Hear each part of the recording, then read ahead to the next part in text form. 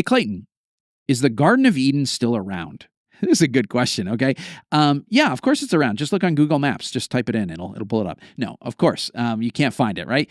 We live in an age of satellites, and we have mapped the entire surface of the Earth, and it's basically known. So there is no Garden of Eden somewhere on the planet. We're pretty definitively sure about that. And even in Bible times, there was no indication that there was a location that you could go and find, and even though there was an angel guarding it, you couldn't get in, you could go and find the location, right? Nothing in the Bible that makes us think that.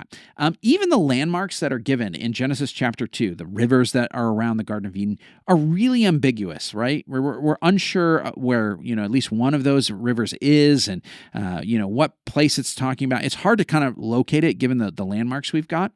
Plus, no one in the Bible ever goes looking for it or suggests that you could go looking for it or talks about it like it's a place, none of that sort of thing.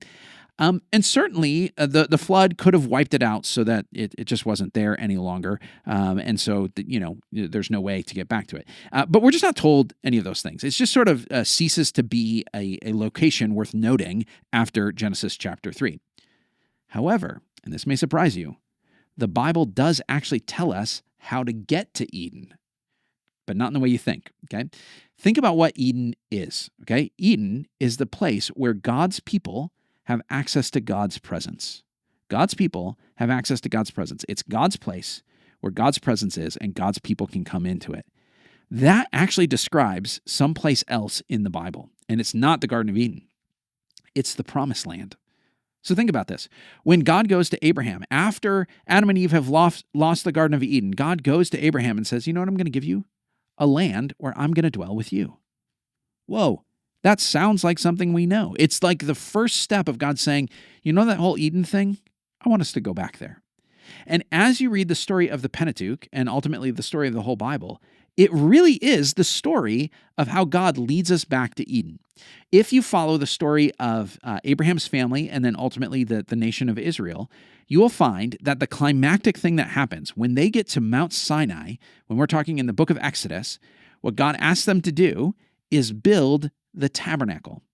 The tabernacle is a space, a unique space on the planet where God says, my presence is going to dwell in this tent, and human beings are going to come into the tabernacle and they are going to access my presence. That's exactly what Adam and Eve were doing in the Garden of Eden. They were going into God's presence and accessing it.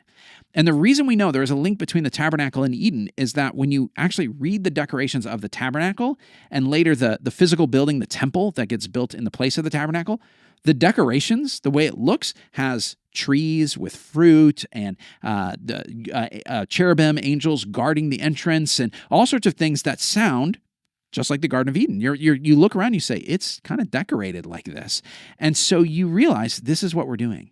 When God says, I'm going to move into the neighborhood, you build a tabernacle, you build a temple, that's the way of saying, this is the new Eden. This is the place where you can come and access my presence.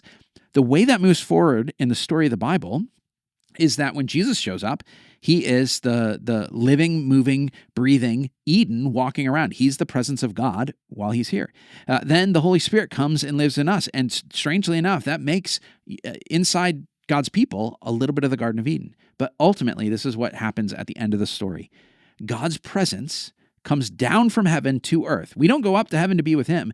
God's presence comes down so that God will dwell with his people and he will be with us and we will have access to his presence forever. The temple is not just one building, it's the whole world. The Garden of Eden, which is the imagery that the book of Revelation uses at the very end, is not one location, it's everywhere. It's the entire world. The tree of life, the river of life, access to God's presence, it's all there. So, the Garden of Eden is not a mappable location you can go and find, and yet it is your destination. And in many ways, the Bible's whole purpose is to tell you how to get there. Thanks for listening. If you've got your own questions, email questions@BibleSavvy.com. Like and subscribe to catch our regular episodes every Monday on the Bible Savvy Podcast.